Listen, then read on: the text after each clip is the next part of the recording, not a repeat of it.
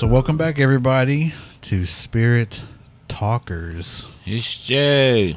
We hope you liked that last episode about mimicking spirits. If you have any stories, go ahead and send them our way, and we'll read them on the show. I think we have some listener stories. Yeah, I've got a good one from Derek Morris, a friend of the show. He sent in a story about a ghost cat. This is a audio clip, which, see if I can get this to play.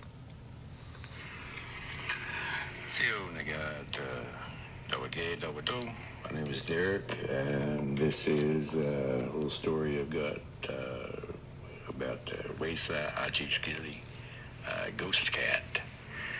So, my wife and I have been married for 18 years almost. So this phenomenon predates my marriage. So it was going on a couple of years before I met my wife. And what it is, when you're in bed, and it's random, late night, early morning, whichever one you want to call it, you lay in bed and it feels like something, it's small, jumps up in the bed with you, and you can feel it, the indentions in the bed as it's walking. Honestly, it feels just like a cat jumps up in the bed with you and walks up a little bit, about midways of the bed, and just plops down, just lays down. That's all that ever happens. It's all it does. There's never been any noises or anything else associated with this. I just remember finally telling my then girlfriend about it. Of course, I had to wait to get to know her a little better, to know each other a little better. It's not really something you want to discuss on a first date or upon first meeting. But hey, I've got a ghost cat in my room. But yeah, she has experienced this, and also we have our youngest son. He has experienced this too. It happens, and what the heck was that? It's a ghost cat. So that's all I can say about this. I just always associated it with a cat. I don't know. I've never saw it or anything, but it's to me, it's always been this ghost cat. So that's good enough for me. It's kind of for people that have cats. They do those types of things, and it's completely random. It does it on its own. There's no pattern to it. Everybody with cats, cats are native. They do everything on Indian time. They had no set schedule there at all. So that's my story of Ghost Cat. So thank you for listening. Mado. That was a good story. I like that one. Yeah. Derek sent me some cool stuff too. I think he sent it to y'all too. I think he was working, looks like in a warehouse or something, and he was filming around the warehouse, and he just happened to catch like this thing. I don't even know what it is. It's like flying. I like slowed it down, and we were all looking at it, and it looks like it's glimmering or something, and then it's like you almost see wings on it, but he's like, I don't know what that was, but it was a freaky video. We're so far away that whatever it is pretty big. Yeah. And yeah, the video, I'll post a video on here too, but yeah, he sent it from the shop, and I told him, I was like, what do you think that is? A possibly pterodactyl maybe? Or I said something else too. Gargoyle. I was like, dang, it might be a gargoyle too. And he's like, I don't know, man. He said, but I just saw it, and I pulled my phone out, and I got what I could of it. But it's so far away because it's kind of pixelated because it's just a distance. But at that distance, you can still see how big it is. Yeah. The wingspan is just I don't know, maybe dragon. It was cool though. So yeah, Mado, Derek, for sending that in. Keep them coming. We appreciate it. Mado. Send us more, Derek. Whatever Yes. if you see that thing again, man. If you can get a better, more better video of it, man, let us see it. Tyler, read this. Oh yes, we got this. Do I say his name? No. No. Okay. It says, I was patrolling the Gray Horse Village in Fairfax, Oklahoma. We had reports of an oil-filled truck driving at high speeds through the village at all times of day. I happened to work nights, midnight shift. As the time dwindled down, I decided to head to that area and run my radar in attempts to control the issue. I set up in various areas, and as time went by, it wasn't until my last position when things started happening. I was in an abandoned driveway, hidden from the roadway. I heard something scratching my vehicle, and so I looked out the window, and seeing a thunderstorm brewing towards the southern area of me, and noticed a tree branch blowing in the winds. I didn't think much more of it then and continued my watch. Again, I heard this scratching sound, but now it was on my rooftop. I figured it was just a tree branch again, so I didn't pay much more attention. Then it was above my head. And then I jumped out of my vehicle and seen there was a bobcat on my roof. He saw me and he jumped off the other side and ran away.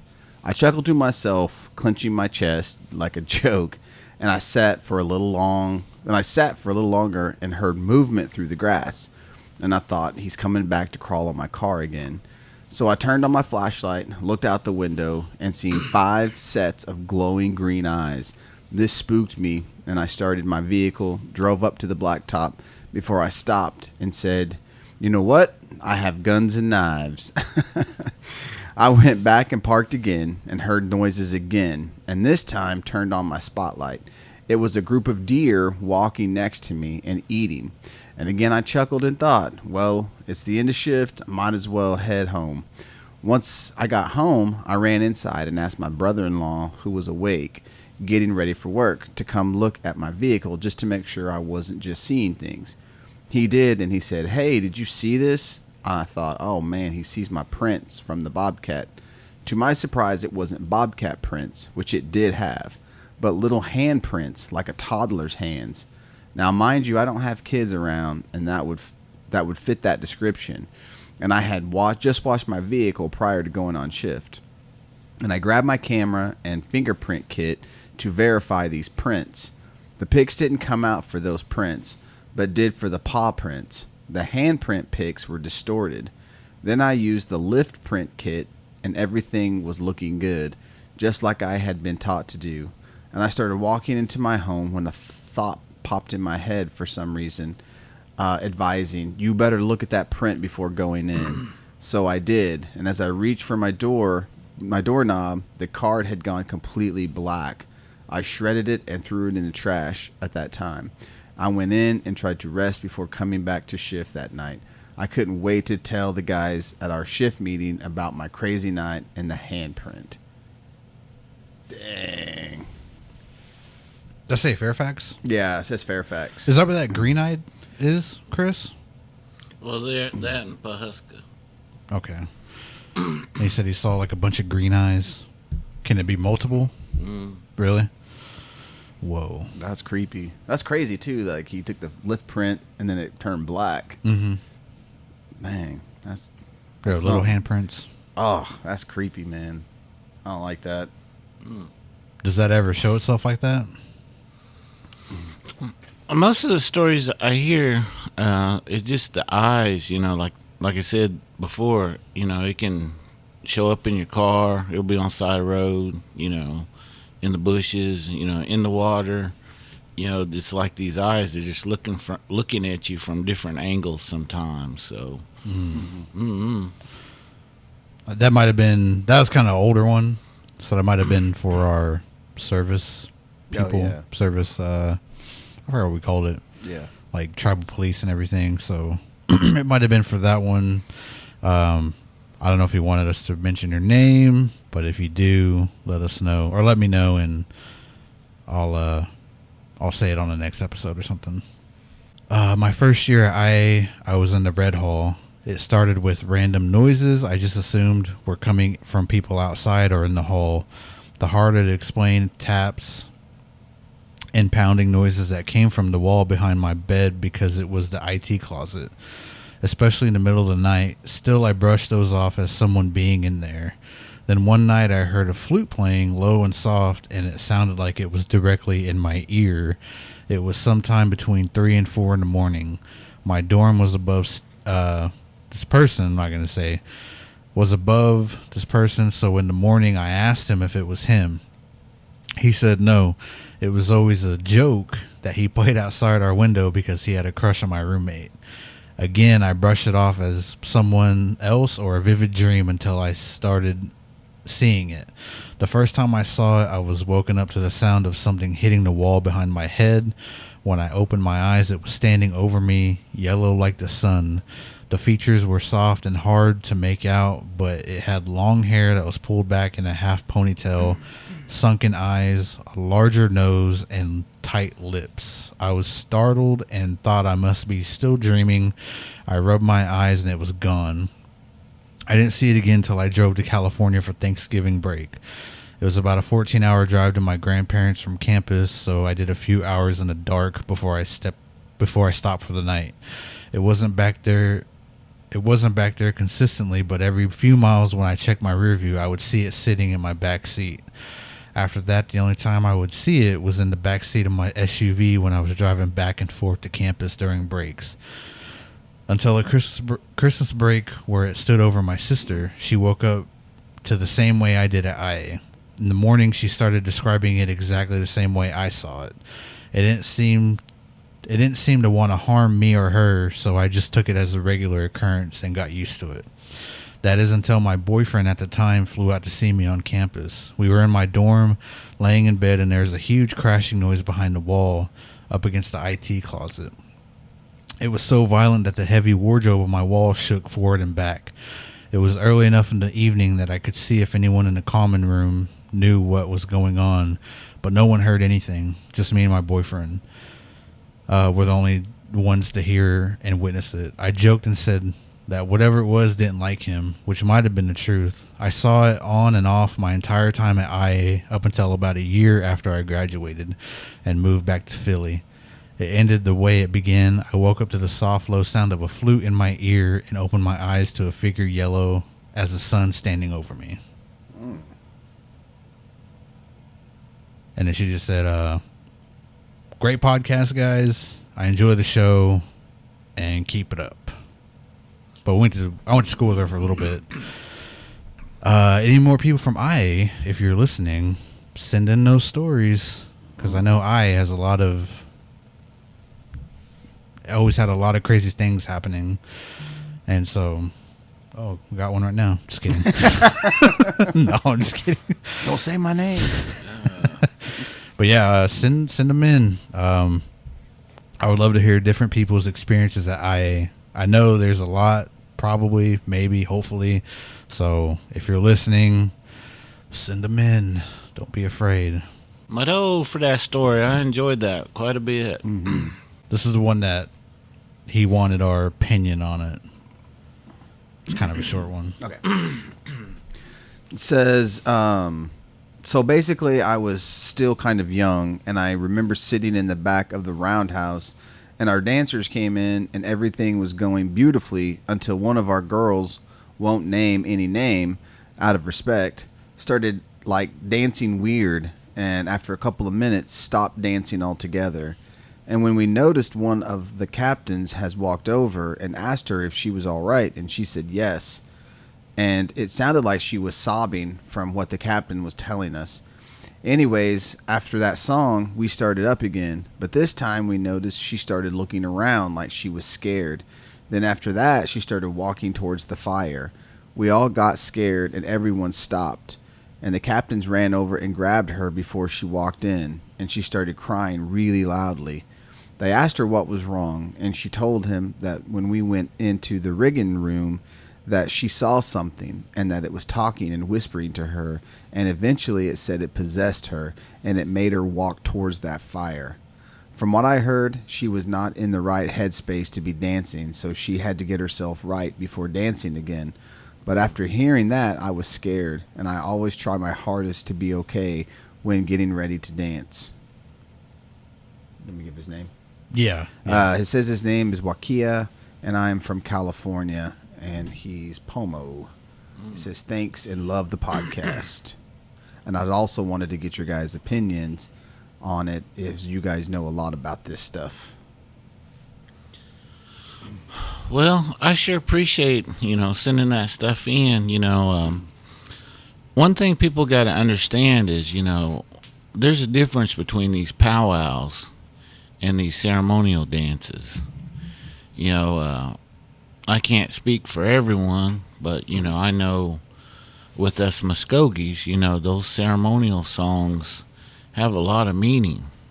There's a lot of medicine, that's taken in these dances or in these ceremonies. And I know for a lot of other tribes, they talk about, these ceremonies and the meaning behind these ceremonies and these dances. Now, with that being said, I know a lot of people don't always adhere or really believe or are serious about these ceremonies. They're still thinking it's just kind of like a powwow. You just go out there to dance, and but there's meaning behind a lot of these songs and a lot of these dances. I know for some of these southern tribes, they have words in those songs that talk about, whether it's war journey or healing or like a prayer, and some of these songs, they have not necessarily warnings, but they're giving you information, and what I've been told from, there's 39 different tribes here in the state of Oklahoma, and only a few of them actually have their own ceremonies.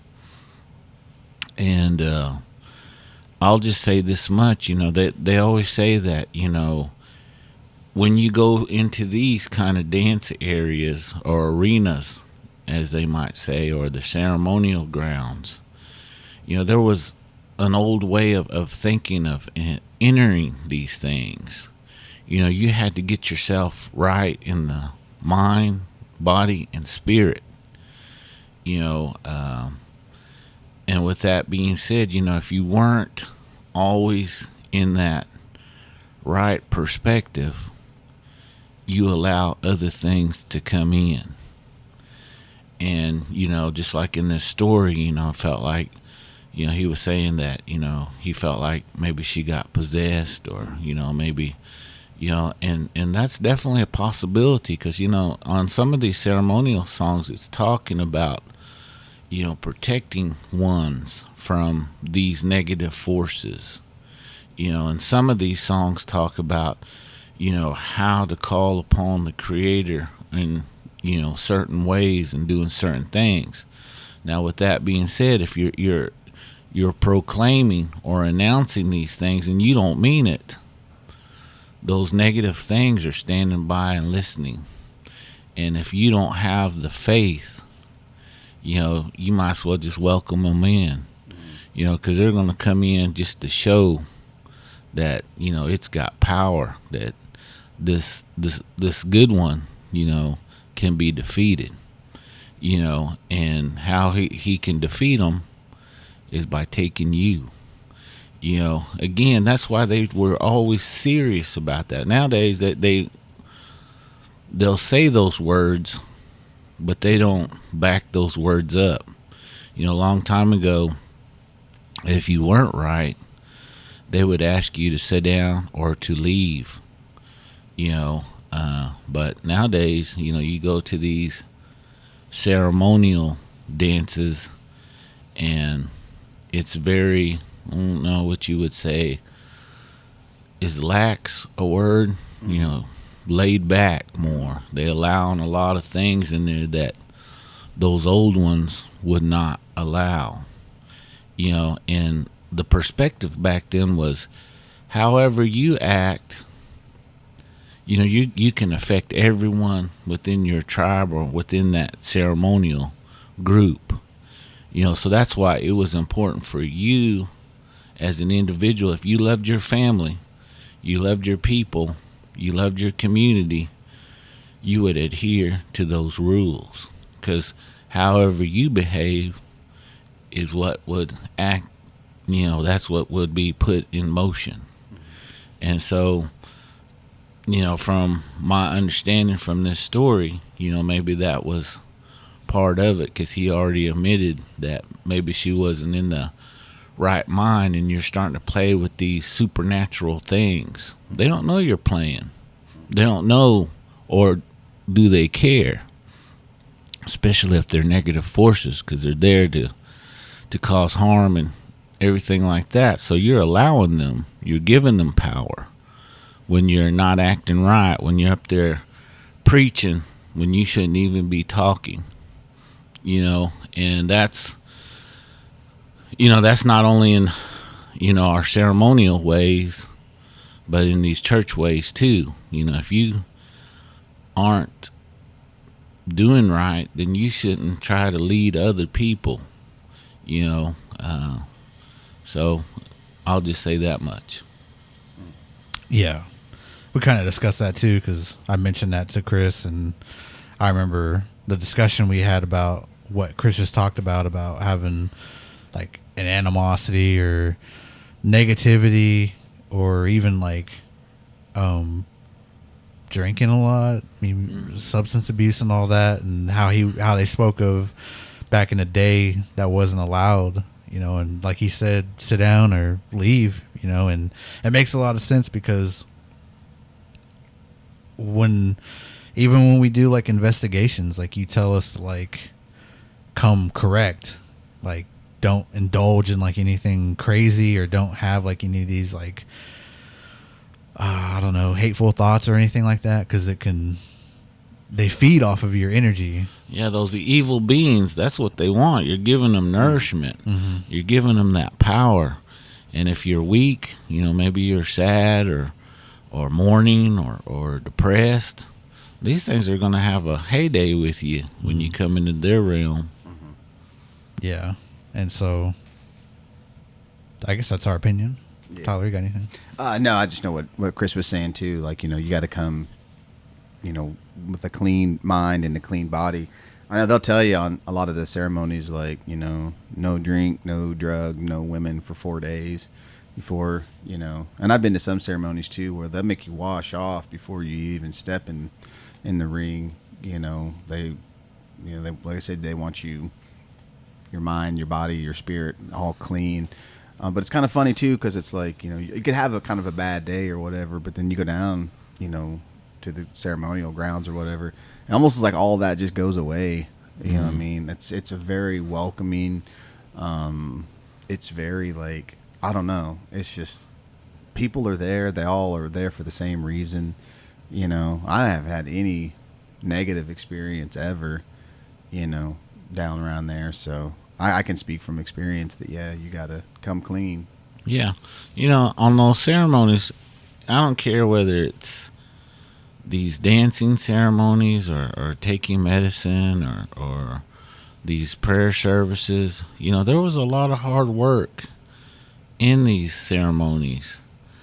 And every bit of it, whether it's cooking, whether it's getting the camp ready, building the fire, hunting the medicine, making the medicine, there was etiquette all through that.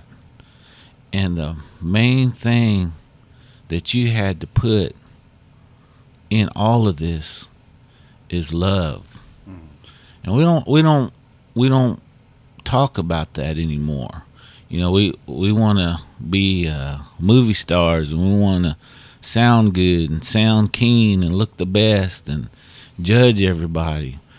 But, you know, you got to put those things away, you know, to get that true blessing. You know, I remember hearing those older ladies, you know, even talking about preparing the meal.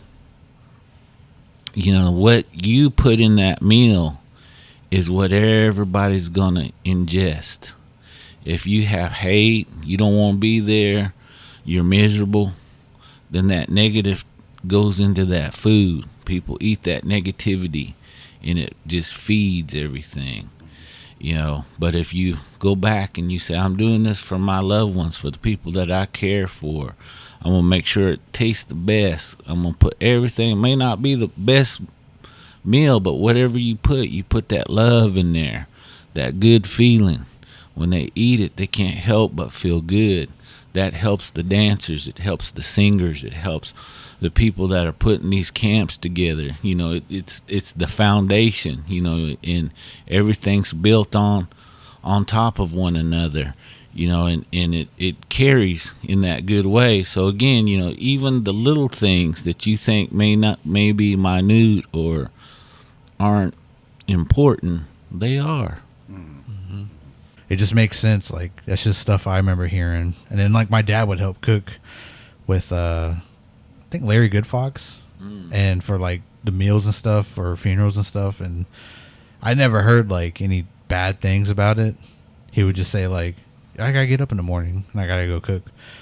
And he'd always feel good about it. Because, like, you're there, like, you're preparing, like, something for that ceremony that we still had for that, that way of, like, that 4-day funeral type of thing for Pawnee. Like, I don't want to get too much into it, but it's still something we do, right? Like, to this day.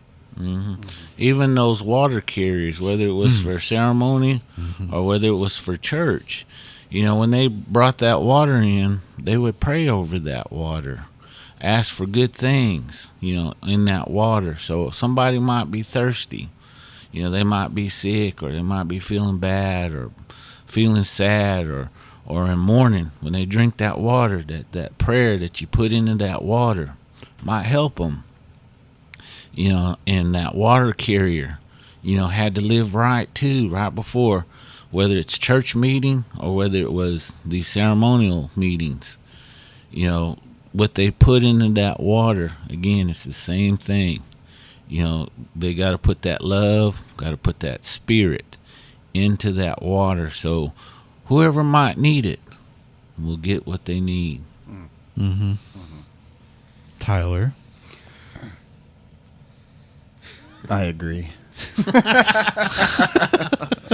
I thought he was going to talk about that Mountain Dew he's drinking. No. That sacred water. Yeah.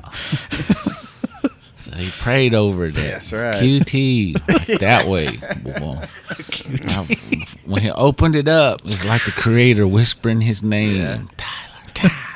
God. Drink me. God. I guess we'll get into what we're going to talk about is aggressive spirits on this episode. Yeah. Something that Chris has a bit of an experience with. Yeah.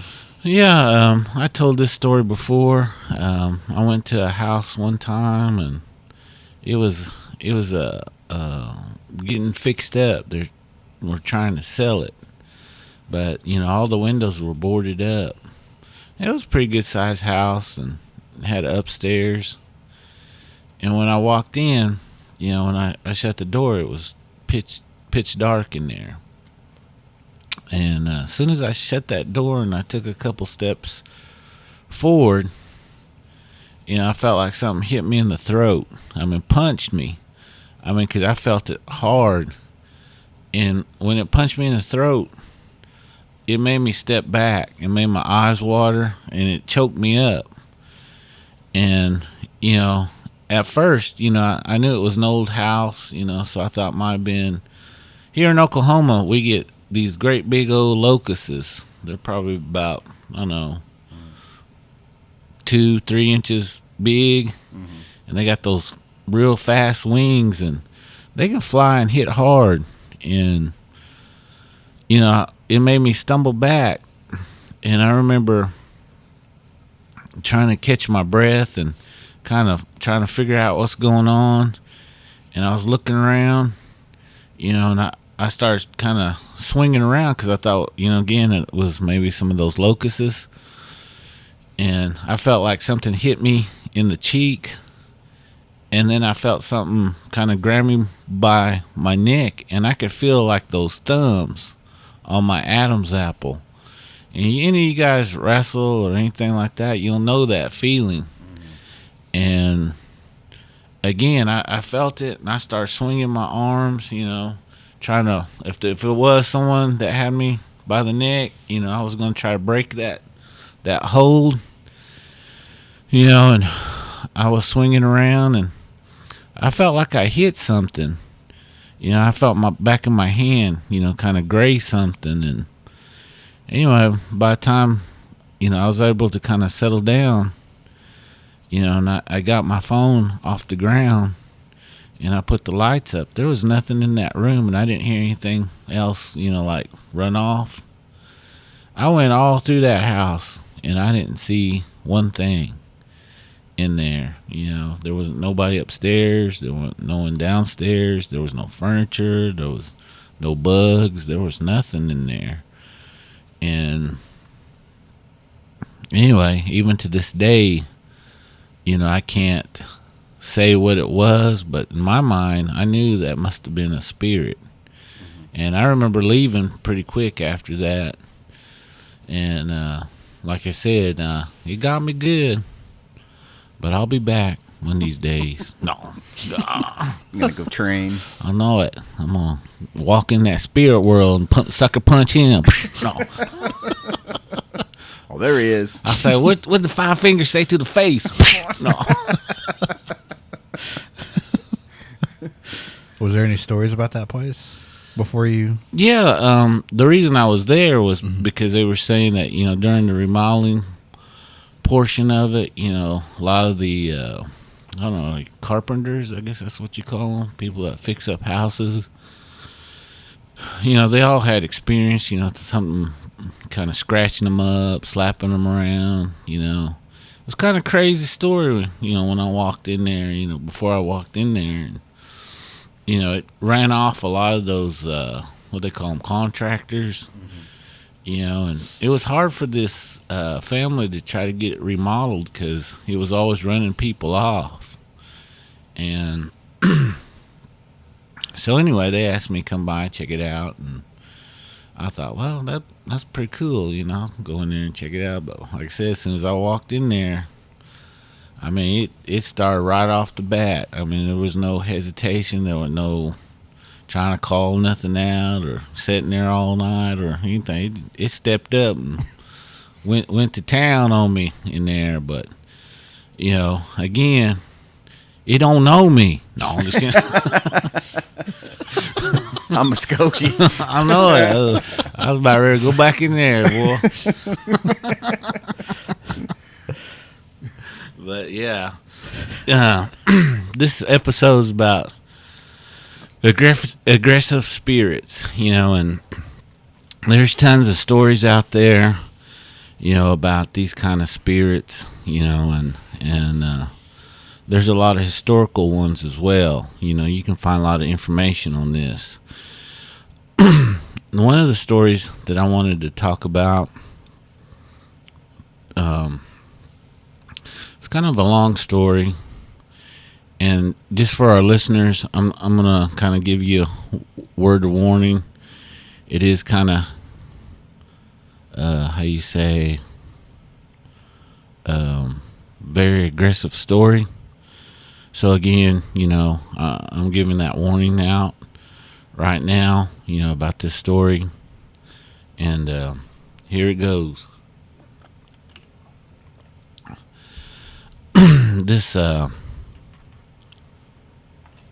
This is told by a daughter, and it's about her mother. And this was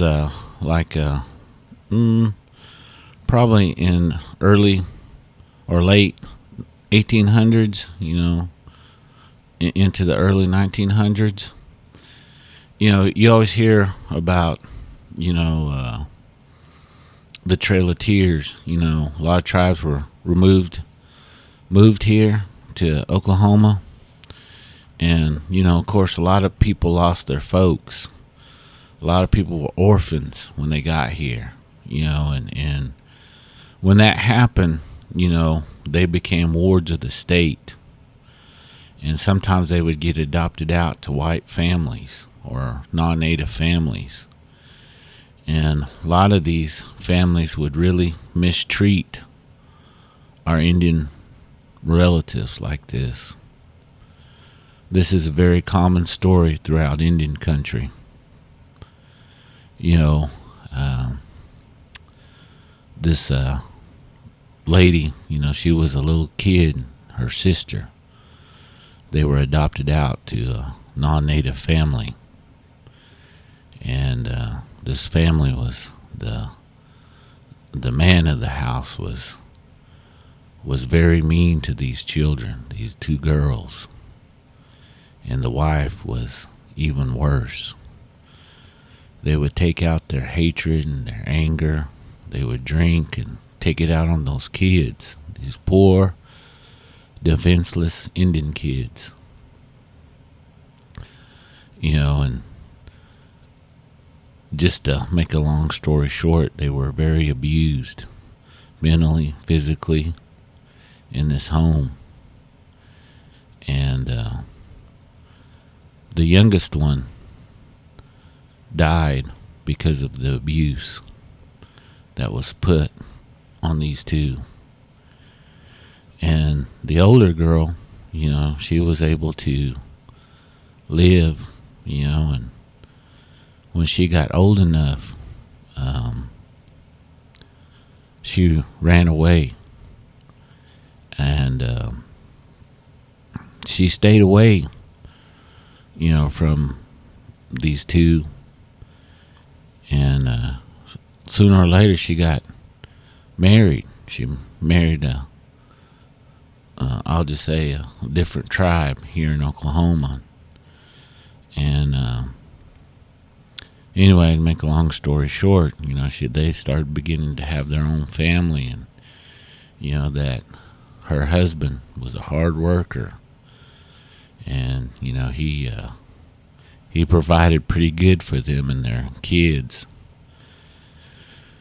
And they were living in a different area. And one day, her adopted father showed up. You know, he moved to that area. He tried to get to know her and her children. And the wife, or the mother, this Indian woman, you know, she's grown up now. Her husband was a hard worker, like I said, you know, but he was also a Christian, you know, and you know, he believed in that good book. And he started to, you know, that old man come around. And she didn't want him around. But her husband said, well, you know, we got to learn to forgive. You know, and yeah, he might have done horrible things to you, but, you know, you're grown now. You don't have to live underneath his roof. You know, and try to give him a chance. Maybe God might touch his heart. And she said, well, I will, but you got to promise me, if he comes over here and he acts up, that you're going to make him leave. And he goes, yeah, if he shows up here, I'll definitely defend you and the kids. You know, I won't have no problem. So, make a long story short, that old man came over. And, you know, the husband went out and was, you know, tending to his chores, you know, and he wasn't too far from the house. He was like, you know, out in the front yard. And I guess that old man was, you know, starting to say some things to her. And, you know, doing things to those children that, you know, she didn't like. So she automatically jumped on him, you know, and said, you know, I don't want you here anymore. You need to leave. You know, you're not welcome here no more. I had to put up with you when I was young, but this is my house now. And, of course, the husband outside heard the scuffling around, come in and jerked that old man out of that house. And they began to fight out in the yard. And anyway, he ran that old man off. But unfortunately, you know, he had gotten some cuts in this altercation. Then sooner or later they got infected and he died. Left this woman, a widow. And so she knew that old man was in that area. So she took her children and, luckily, like I said, the husband provided pretty good, and he, had squirreled some money away, and they had, crops, and they had animals that they could sell, and so she sold everything, even the property, and moved back kind of closer to her people that she got to know that she was older now. And she went off and hid. She had enough money to kind of, have a pretty good, decent living, and, that way she could wash clothes and iron clothes for people and make a little money and stay hidden from him. Well, sooner or later, that old man found her again. And this was a few years after that major altercation. This time when he came around, she wasn't having any of that. She wasn't even going to give him a chance this go around. They got into it, and anyway, make a long story short, he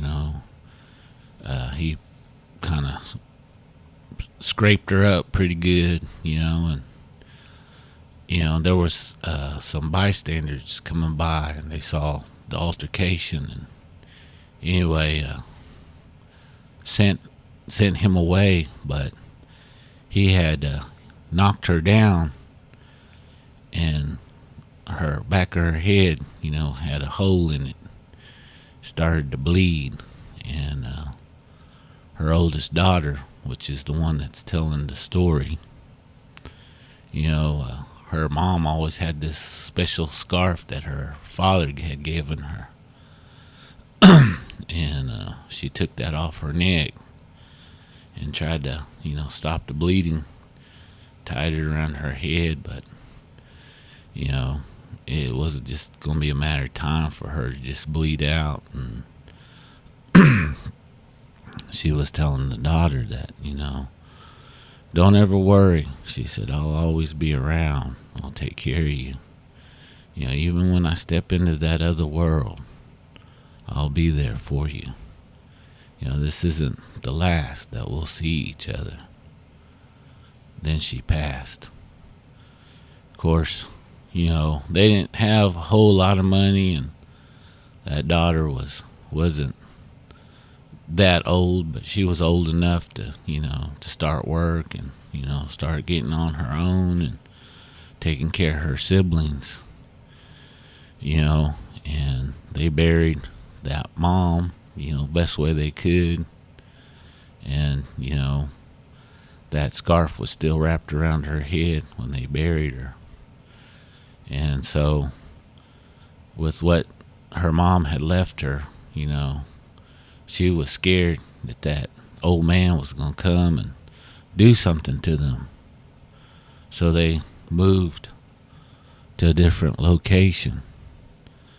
And of course, sooner or later, it was, a few years after this, that old man was heard that he was in the area where they had made a new living. And she was worried. She was scared because she said it's just going to be a matter of time for him to find her. And maybe he might do something to her or her siblings. She was scared. But it wasn't too long after that. They said they found that man. He was probably about 5 miles away in this field.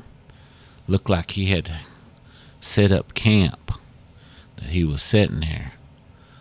But they found him dead. He was strangled with the scarf around his neck. It was the same scarf that was wrapped around her mother's head. And so, again, however you want to say, aggressive, vengeful, or what, this lady believes that her mother came to her defense. Protective, Yes. I guess we could say too. Mm-hmm. I never even thought of that. But that'd be vengeful too. Yeah, Because or avenging. he killed her. He caused that hole in the back of her head. Yep. So yeah, I mean, yeah, vengeful, aggressive, protective. Tyler, Wow. Yeah, I don't even know what to say after that. That was a hard story to hear, but that's something right there. Yeah. you ever watch Insidious? That movie Yeah. Insidious? Is that where they go? Like when they go in that? Well, we watched the one last night. They're calling it astral projection, but they're going into that. I don't know what they call it. I don't know if it's the same thing, spirit world, but I think they made it out to seem like it's a place where I guess bad people would go and they relive what they did, and their punishment is that. And that's wherever you go astral projection wise, that's where you end up. But you can't be there long, and you can't leave too much of a trace because they're always wanting out of that place. And like you said before, I forgot what episode it was, but it was dreams. Like when you dream, right? Your spirit kind of leaves you, but you're still open for Yes. stuff to come in. Mm-hmm. You're right. That they call it that spirit world. There's no time and place there, and sometimes in that spirit world, I always tell you the ceremonial way. There was never no forgiveness. You always had to pay for your crimes that you did on this world. You might have lived a good life and corrected things, but if you didn't fully pay that price while you were alive, when you passed on, you had to, take care of those things. So however long it takes you to do that, then you're going to be there. So that's what they believed. Yeah, that made me think of when you're telling your story about he felt those hands on you, like choking you. Mm-hmm. There's a scene in that movie. I have to watch all of them again, but this is the most recent one I've seen where there's like an entity in that spirit world, I guess, and this girl who's with the guy that's projecting himself into that world, she's watching him in our world, but this thing gets a hold of her and chokes her unconscious. And the guy that's in the spirit world, I think he hears her scream, because you can still hear stuff in that world, I guess, is how they're portraying it. But anyways, he runs back and he sees whatever has been doing all this stuff. He sees it fully, and he's got done choking her unconscious and stuff. And so he runs off, and then he wakes up. And so they just made me think of that when you were getting choked. I was like, dang, I wonder what that looked like in that space or in that other type of world, what it actually was that was punching you, knocked you out. No, I'm just kidding. God. First of all, he ain't gonna knock me out. No, just kidding. Embarrassed you. God, All the other ghosts are laughing. man, This fool. God, Take that jersey off him. damn, you making me mad. I'm getting ready to jump in the car and start driving over there. What up? No. It reminds me of that little meme or that gif or whatever of it's like that roast or whatever. And they're like, oh, like that. And the guy's like, that's what all the spirits were doing. Doing the Dave Chappelle robot. Yeah. And he's just like, There's Honka Hill. Knock him out. they're laughing at you on the other side. See if you could beat him up. Yeah. Yeah, That spirit's like, I don't know. Yeah. They're all laughing at you. I heard about him. that guy was just dirty. Sucker punched me like that, boy. Show up in real life. No, I'm just kidding.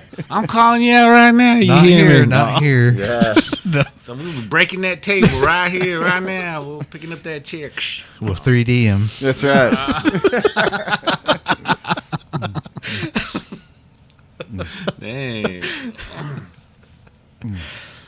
busting out that elbow. The elbow drop. Yeah. Macho Man. God. Give him the sweet chin music. Dang.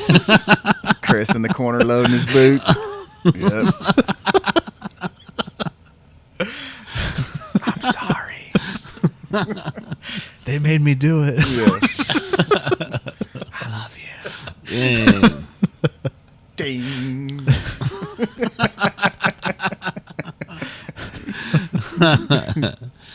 My next story, this is a individual,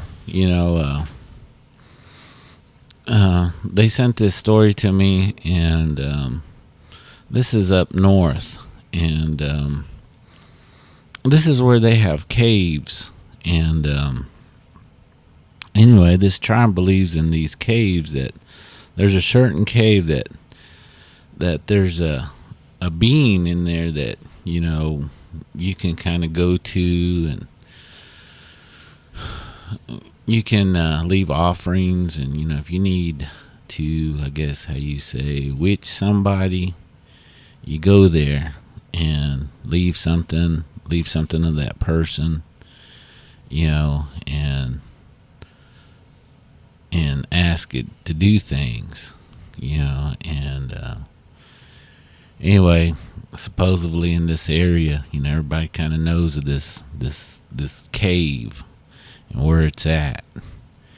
The rule to this place, though, is you leave things in plus the person's name or the item, whether it's a piece of hair or one of their personal objects in that cave, and that thing will go after them. But again, if you go up there, you have to be respectful, for one. Two, you don't take nothing from that cave. And this individual, I guess it was her brother, he was kind of always, kind of a squirrely guy. Wanted to always be tough and, show that he ain't scared. And, so he went up to that cave, and I guess somebody had did that to his friend, one of his friends. He went up to that cave to see if that was for real. So he went up there, and of course he seen that object of his friend in that cave. Of course he got mad, and he started saying negative things in that cave, and he began to defecate that cave, because he was kind of angry, that he felt like that thing came and took his friend. So, basically he was challenging it, and he defecated in that cave, and anyway, he left, and sooner or later, he started to hear things, outside his house. He began to hear like a big heavy horse walking around. He could hear those hoofs walking into the dirt, around his house. And he could hear something outside. It was like crying. It had an eerie cry. And it always come at night. It started out once a week, then a couple times of the week. And then pretty soon it was out there every night. This went on for years. And then he began to hear things like it was trying to come into his home. And he started to hear things at his work. And anyway, he was telling his sister that. And she went and talked to her uncle. And her uncle said, he probably went up there and, I know he went up there and did stuff because he was bragging about it. And said he probably made that thing mad. That thing's gonna come and take him. And she said, well, it ain't taking him yet. And of course, the uncle said, well, it's working on him, because he's complaining about it every day now, and so he needs to go do something about that, and go see somebody. Anyway, make a long story short, of course, the brother didn't want to listen. Thought, he was just having a nervous breakdown or something like that. And she said it kept getting worse and worse, and it was literally making him go crazy. And then sooner or later, he killed himself. And so, again, I don't know if you would consider that like a vengeful spirit or what, but I don't know. Messing with it. Messing with that cave. Did you hear that beep? I did hear that beep. Did you hear that? That was weird. What was it? I don't know. When you're telling that story, just boop. Yeah. I've never heard that on this before. Yeah, that was weird. Dang. All right, we're done. That's the end of the story. No, I'm I just wonder if glad I it'll wasn't be- the only one that heard that. I thought it was your phone. No, my phone's over here. I didn't know what that was. I Oh. heard it. It was in our ears though. Like Yeah. it came from this recorder. I wonder if it'll be on the audio.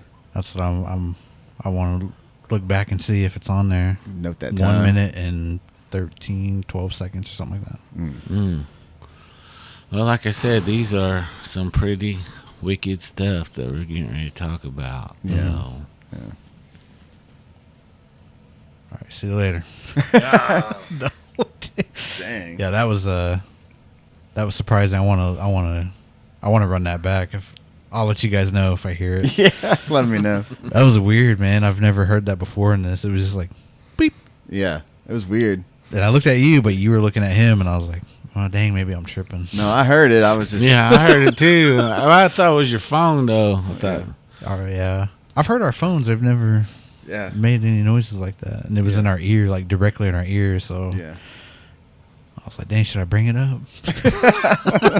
Oh, now you just conjured it. yeah. Forget what I said. Yeah. Just kidding. But it's a good story, though. Yeah, that was Yeah. show disrespect, man. You don't take a dump in somebody's cave. Nope. My brother used to go around talking to these schools, and one of the stories he used to tell was a creek story. And it's an old traditional story. And it's about this young boy. He didn't like to listen. And anyway, make a long story short, he got mad at his folks and ran off, but his loyal dog, his dog was chief of all the dogs. He had about 100 dogs under his command. He didn't want that little boy to run off in those woods by himself. And make a long story short, so that dog, that Miko, wanted to go with him to, make sure he was all right. But anyway, that little boy just never wanted to listen. And so that Miko went with him, was following him, through the woods and stuff, and trying to guide him, in a good way, and talk him into going back home. Kept telling him, so there's things out here you don't want to mess with. There's things that, that could really hurt you. And he said, we're with you, but, we shouldn't have to fight unless we have to. And of course, he kept saying, my mom and dad, they made me do all this, and they don't ever listen to me, So I'm tired of it. I'm running away. I'm never going back. And, of course, Miko tells him, says, they love you. They're just trying to, guide you in that good way, And anyway, it's starting to get late, and they're way away from home. It's getting cold and dark, and that little boy, Jabon's hungry. And Miko said, well, we can make it back home. We turn around, said, you'll be warm and food in your belly and you can sleep good. And he goes, no, I'm not going back. Again, didn't want to listen. come upon this old shack. Had the light on in there. So he sticks his head in there, looks around. Sees all these war shields and spears and bows and all this keen stuff all over. Had a table. Had nothing but all kinds of food on that table. Huge fire in there. Warm fire. Many blankets in there. He hollered, "Anybody in here? Anybody home?" And of course, nobody answers. So the little boy tells that Miko, said, "Yeah, I'm going to go in there and I'm going to eat and I'm going to lay down by the fire. And when these people come home, I'm going to explain, I'm traveling and maybe they'll let me stay. I don't know." Miko looks around. He goes, "This isn't no house. This is a warrior's death memorial." He said, "Don't go in there." He said, "Stay out of there." He said, "Well, I'm tired and I'm cold and I'm hungry. I just want to rest." He said, "That thing shouldn't worry. It's not even alive." Of course, Miko tells him, said, Don't do it. Anyway, the little boy goes in, plops down, starts eating, gets real full, and curls by that fire, by the fireplace, and starts to lay down, go to sleep. Miko said, now that you got full, let's leave." Said, "That thing's gonna come here. It's gonna be mad you in here." And he goes, I ain't gonna worry about it." He goes, "All right." So he ordered all his dogs to sleep around this young man, to be on guard. Anyway, that little boy goes to sleep. The story goes that later on in the night, he heard something big coming through those woods.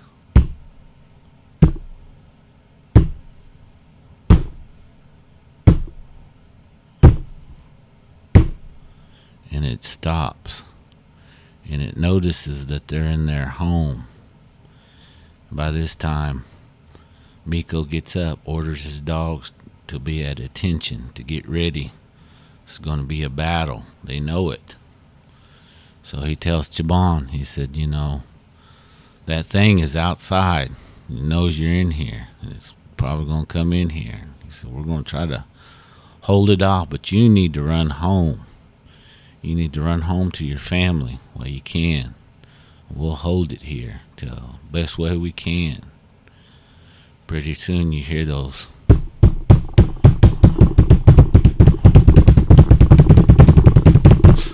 Then it was right at the door. Miko says, "Attack." First group of dogs, they go at it, boy. They jump on that beast. They say it's a big old huge skeleton of a man. It just starts fighting. They start growling and biting. You hear bones crunching because that thing's grabbing those dogs and ripping them in two. And Chabon just stands there and says, I don't want to go home. And Miko says, you need to go home. You need to run now. You need to leave. So we're going to try to hold this thing off best way we can. You need to go now. And of course, he wouldn't listen. So by that time, he ordered another troop of dogs to go in there, take it on. So they jump on him. They're in there fighting tooth and nail. And they say it happens, to his last troop. And Miko turns to him and says, this is my last group of dogs. So we're going to take him on. So, but this is it. This is all we got. If you're going to go now. For your own safety. And he just stands there. And it's too late. They can't do anything. They got to go and attack. So Miko orders that attack. They go in. You're hearing growling and biting and crunching and bones breaking. Miko jumps into that battle. Sun starts to come up. And pretty soon, the sun rises. and it gets quiet. And the dust from the battle sets. And all those dogs, they're all torn up. All of them are dead except for Miko. And he's laying there, busted up, all broken up. Chabon goes over there and kneels to him and begins to cry. Said, "Don't die on me." He said, "You're family to me." He said, "Because you didn't listen to me, my kind will never talk again to your kind." The moral to that story is, you have to listen to your folks, because, something bad could happen. Somebody loves you enough to give you advice. Sometimes you should take it, or something bad will happen. That's the moral to that story. Again, Creeks, we got stories of these kind of spirits out there, and, that's an old story my brother goes around and, tells. Of course, he tells it a lot better and has more detail, and it's a beautiful story the way he tells it. But again, we have stories just like that. What does Miko mean? And Chief. Chief. Okay, man. See, Tyler. I Listen. know. I want to get. He told me he had some CDs. I need to get those off you or off. He said he's supposed to send them with you, but. Yeah, he's got a lot of stuff. I don't get to see him that often because he's always doing shows somewhere and stuff. Yeah. But I know if you can get a hold of him, he should be able to get you some. Yeah. I'll try to swing by, and he always tells me he's gonna give me some, but never does.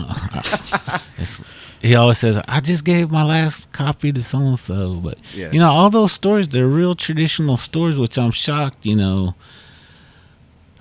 know a lot of people think he just goes to these schools, but he's the only one I know that has a lot of those those traditional stories. And once he goes, they're gonna be gone forever. Mm-hmm. So I'd like to get as many of those down as we can, while he's still with us. Like I said, I know I emailed him a couple of times, and he's like, "Yeah, I'll send some with Chris," or he's like, "Oh, just give me your address." I was like, "How would I owe you?" "Oh, don't worry about it. I'll catch up with you, Send him my address, and I sit there waiting by the mailbox, Nothing. Them ghost CDs. Man. I'm just kidding. He's got a lot of them, a lot of those kind of stories, and man, I always like hearing them. I just wish I would know all those stories like that, but I only know just a few, and a lot of times I'll go to him to ask him, about, like some of the topics that we talk about, and, because I know him and my other brother, they're the only ones I know that know those kind of stories, and they grew up with my grandparents, and they were old enough to understand those stories and catch those stories. I was always a little chicken head running around. I was like that Chabon in that story. I don't want to listen, just be acting up. So that's awesome. I like that story. Yeah, that's a good one. I don't think I've ever heard that one. That's a new one. Yeah, that was probably my favorite one growing up. Hearing that, because it.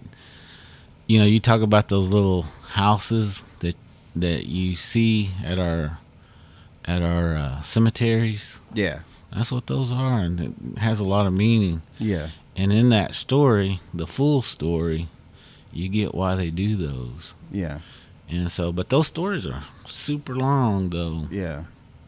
So they got a lot of information in them, and even like kind of like those spirit plates. That whole table was meant for that spirit, and those gifts, and each one of them had a meaning, Again, my brother knows that all those details of what each dish meant, what each item in that house was for, and again, that's stuff even I need to know, but one of these days, hopefully, I'll get to sit down and visit with him again and try to catch that stuff myself. Maybe he will give me that CD one of these days. I don't know. He ain't gonna give it to you. Just teasing me with Yeah. that. So you should have sat down and listened when you had a chance. That's what they always tell me. Now you want to know. I know. Now you want to know. So, Now you want to listen. Yeah. God. Come on, Chabon. Just sit down. Does he have a lot of CDs? Or He used to have a lot of CDs and videos, but He told me he had 3. He's like, I got about 3. I said, well, I want them. And then, I'll send him with Chris. he used to have some on, some of the I don't know how you say, like the spirit animals Mm-hmm. and our herbal spirits. Mm-hmm. And there were several other ones that he had. Again, I should have listened when I had an opportunity, for my folks and grandparents. But again, I was the youngest, and when you're the youngest, you don't think things like that. Knucklehead. Yeah, you just want candy and you want what you want. Yeah. So, like I said, those kind of stories, man, those are amazing stories. He brings them to life. They're great. So, but anyway, we're talking about vengeful or aggressive spirits. Again, long time ago, natives sometimes, and this wasn't just a Creek thing. This was across the board. They used to, maybe their most precious item or belonging. Maybe they knew they were going to die. Maybe they didn't want no one else to have these. And they would put this medicine on it. Every tribe had this, like I said, and they would bury it and they would put that incantation on it. And it would be protected. That item would be protected by this medicine, that they put on there. And sometimes, a lot of times you'll hear these stories about, they'd put snakes, these spirit snakes, to guard these items, or they would have these spirit horses come trample you if you even got close to it, or a combination of the two, or they would put, other things like where these ravens would haunt you and pick out your eyes, kind of medicines, these spirits. Now, these are all spirit animals. They're not actual animals. Mm-hmm. And so, the Creeks were good about that too. If they had something, I've always heard, these old time Indians, these older ones, especially around when we came here to Oklahoma in, the late 1800s, some of them put their family medicine. Every family had their own set of medicine songs. Now, when I say songs, I shouldn't say songs. I should say incantations. There's a difference. Mm-hmm. These belong to these families, for certain things. Every family had a certain set of medicine that they would utilize, and it was for them, And so sometimes maybe, because of the Trail of Tears was so rough, they didn't have any other family members, and they didn't want other families to get this and use it on their family. So they would put it away like that right before they pass away. Maybe they're getting up in age and they say, I'm going to bury this and I'm going to put this here. So once I pass on, nobody can ever have it. Mm-hmm. They would do that. And then I think in the 30s and 40s, a lot of them would have like little money, I guess, or titles to land or something like that. They knew that they were getting ready to pass. So again, they would bury it and put that incantation on that, or they would have something else that maybe a certain pipe or When I talk about pipe, I'm talking about that smoking pipe, that medicine pipe, or because they didn't feel like nobody, if they gave it to the next generation, it wouldn't help them, it would curse them. So instead of putting them through that, they would bury it. And there's a lot of tribes you hear that do that. They call them medicine bundles, and they would put those things away, and the things that would guard those items would be either animal spirits or old warriors that they would name to guard those things. And if you got close to it, that thing would, torment you or run you off, or if you got it, it would just make you so miserable that you're gonna go and put it back. So those are some of those old, I guess what you would call vengeful type ghosts, or protective ghosts, I guess. I don't know what you would call those. Yeah. I got sick from one of those bundles.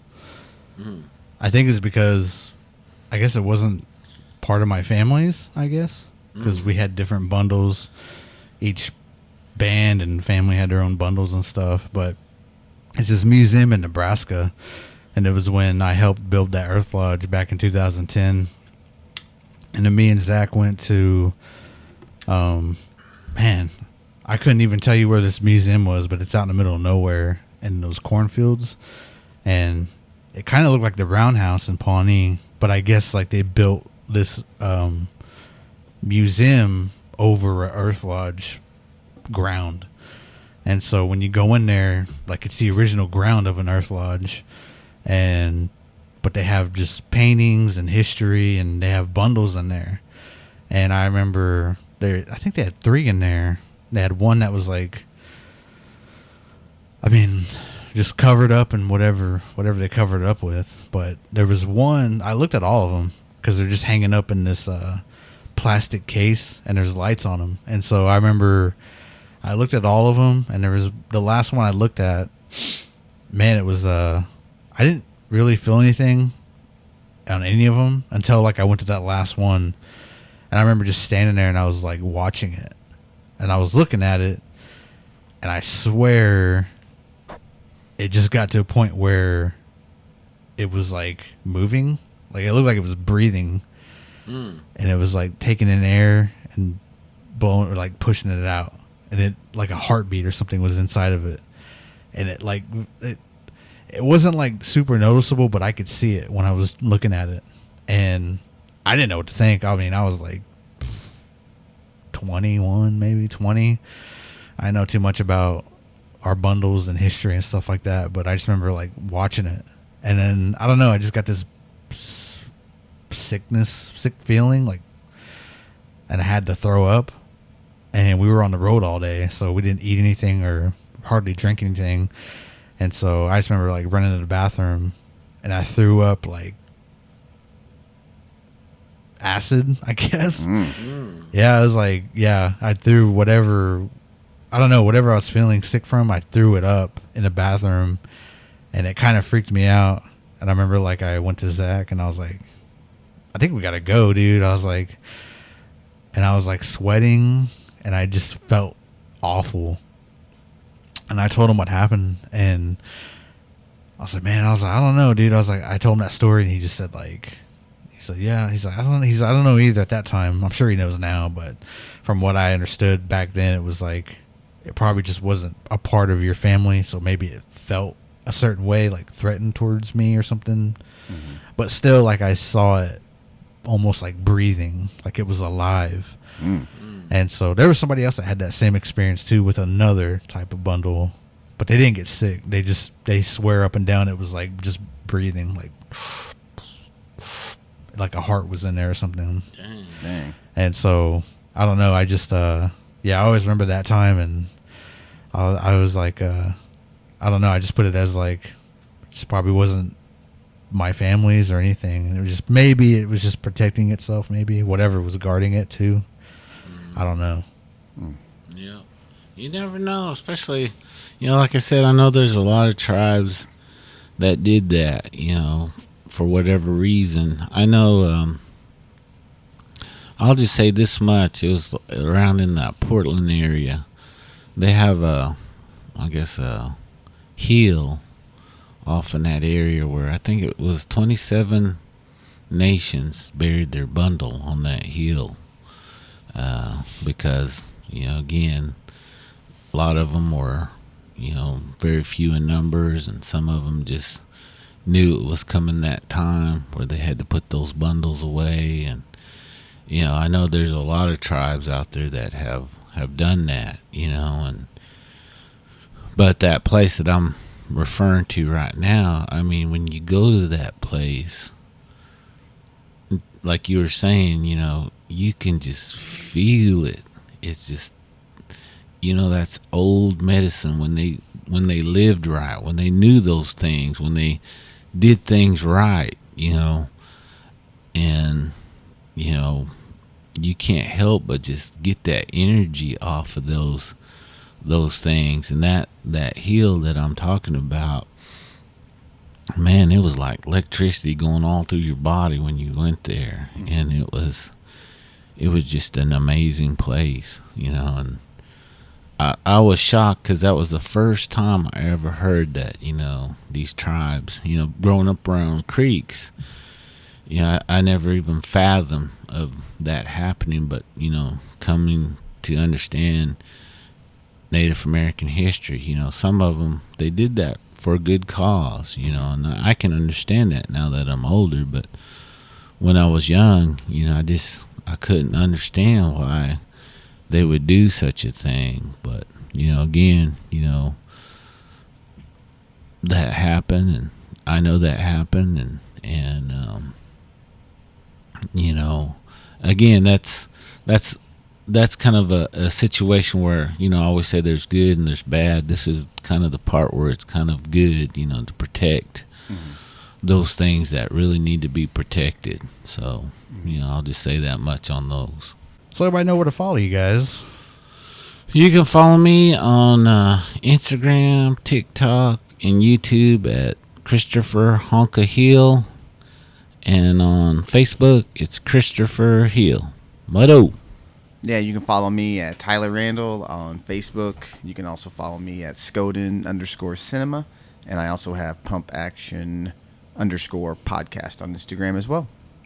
Yes, go follow them, keep up with them, and check me out at Okie Podcast at RussellMus49. Add me on Facebook, Russell Sun Eagle, and check us out wherever Spirit Talkers Podcast, wherever. I'd say Google us and you would find us.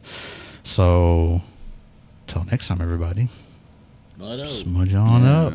Be safe out there, and listen to what that story Chris said. Always listen to people that know more than you. Yeah. Bye.